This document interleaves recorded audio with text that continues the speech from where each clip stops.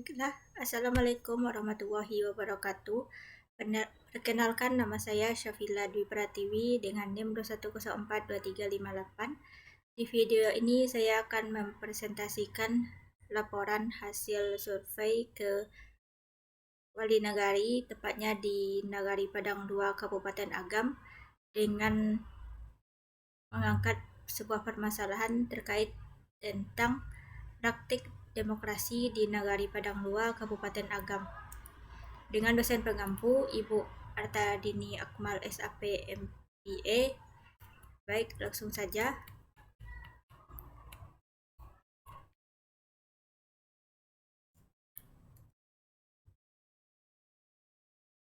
Demokrasi di Indonesia yang merupakan negara dengan luas wilayah yang sangat besar dilaksanakan dengan adanya pembagian di tiap daerah. Salah satu bentuk demokrasi yang dilaksanakan pasca reformasi di seluruh provinsi di Indonesia adalah pemilihan kepala daerah dengan pemilihan langsung. Namun di Indonesia, bentuk demokrasi ternyata tidak digunakan di seluruh daerah di Indonesia, terutama daerah yang menjunjung tinggi adat. Salah satunya adalah daerah Minangkabau. Selain kebudayaannya, sistem pemerintahan yang dianut juga memiliki keunikan sendiri yang membuat banyak pakar mencoba untuk menggali kerajaan Minangkabau ini. Secara empiris, persoalan pemerintahan nagari yang dianggap menjadi kontroversi yaitu tentang aspek berdemokrasi yang dinilai tidak sesuai dengan demokrasi lokal. Dominasi negara terhadap masyarakat, khususnya masyarakat Minangkabau, tanpa disadari sudah berlangsung semenjak masa Orde Baru dengan sistem yang ditetapkan oleh pemerintah pada zaman Orde Baru memaksa nagari di Minangkabau perlahan berubah dari demokrasi yang sebelumnya berlaku di masyarakat Minangkabau, namun pada akhirnya dengan Undang-Undang Nomor 22 Tahun 1999 tentang otonomi daerah, maka kembali ada peluang bagi masyarakat Minangkabau melaksanakan pemerintahan demokratisnya yang unik. Dari latar belakang tersebut dirumuskan sebuah masalah, yaitu bagaimana praktik demokrasi lokal ke demokrasi modern di pemerintahan Nagari Padang Luar Kabupaten Agam, yang bertujuan untuk mengetahui bagaimana praktik demokrasi lokal ke demokrasi modern di pemerintahan Nagari Padang Luar Kabupaten Agam. Selanjutnya, landasan teori. Yang pertama yaitu profil Nagari Padang Luar. Nagari Padang Luar merupakan suatu nagari yang berada di Kecamatan Bandu Hampu, Kabupaten Agam, Provinsi Sumatera Barat. Nagari Padang Luar berbatasan sebelah utara dengan Nagari Ladang Laweh, sebelah selatan Nagari Cingkariang dan Sungai Tanang, sebelah barat Pakan Sinayan, dan sebelah timur Nagari Ladang Laweh. Nagari Padang Luar memiliki luas seluruhnya 580 hektar dan memiliki 3 jorong, yaitu Jorong Padang Luar 1, Jorong Padang Luar 2, dan Jorong Salimpari atau Nagari Padang Luar. Konsep yang kedua yaitu konsep pemerintahan nagari. Dari perspektif lembaga adat, nagari adalah sebagai kesatuan masyarakat dan hukum adat. Lembaga disusun berdasarkan prinsip-prinsip sistem kekerabatan matrilineal dan teritorial. Nagari dalam artian lembaga pemerintah adalah sebagai lembaga pemerintahan yang melaksanakan kekuasaan pemerintahan melalui kerapatan adat. Kerapatan adat dalam menjalankan roda pemerintahan berfungsi sebagai badan legislatif, eksekutif, dan yudikatif.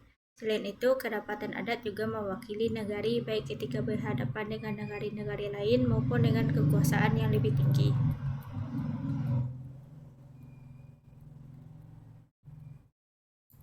Pemerintah nagari ini terdiri dari pemerintah nagari dan Badan Musyawarah Nagari, selanjutnya disebut BMN, sebagaimana diatur dalam Peraturan Daerah Provinsi Sumatera Barat Nomor 2 Tahun 2007 tentang Nagari. Sebagai lembaga perwakilan musyawarah di Nagari, BMN merupakan wahana untuk melaksanakan demokrasi berdasarkan Pancasila sebagai dasar negara. Badan ini berkedudukan sejajar dengan pemerintahan nagari.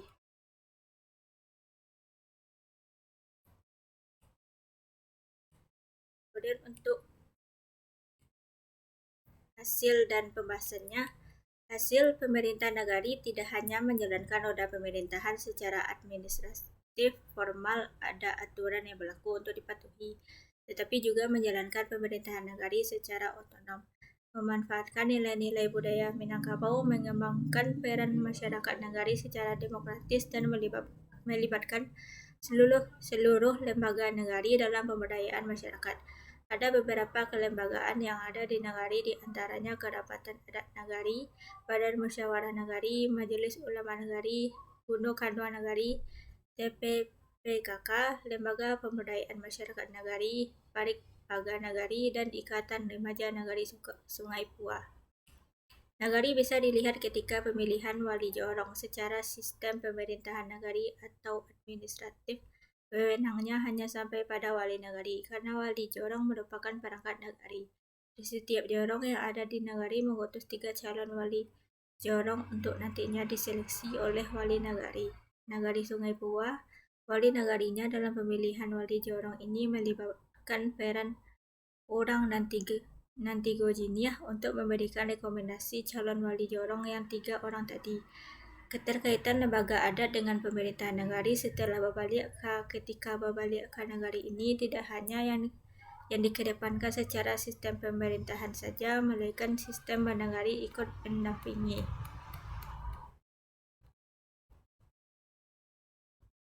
Untuk pembahasannya, dari hasil observasi yang sudah saya lakukan,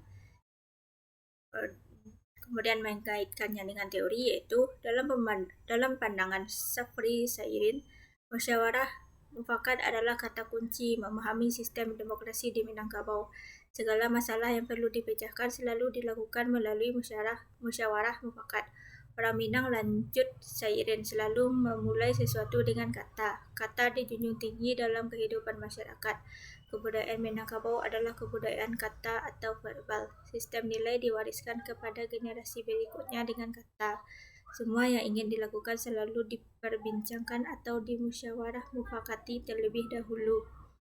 Nasrun memaparkan bule ala buliah digolongkan adalah bentuk sistem sekata bahwa tidak ada perbedaan yang terdapat di antara anggota, sedangkan picak ala buliah dilayangkan merupakan bentuk sepakat bahwa masih terdapat perbedaan terhadap satu masalah, akan tetapi dengan kebesaran hati dengan beberapa pertimbangan masing-masing anggota yang berbeda dapat melahirkan keputusan tanpa harus keluar dari pendapatnya.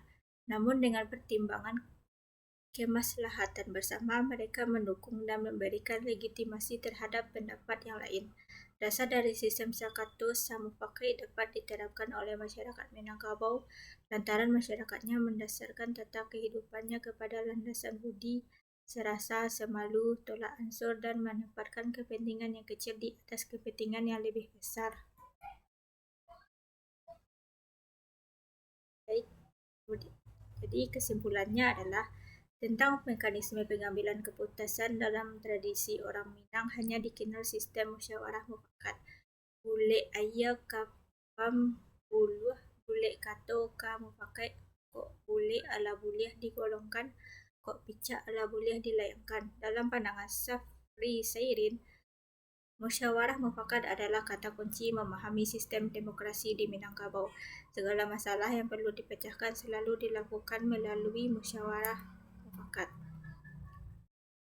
Baiklah, sekian pemaparan materi atau hasil observasi yang sudah saya lakukan. Terima kasih. Assalamualaikum warahmatullahi wabarakatuh.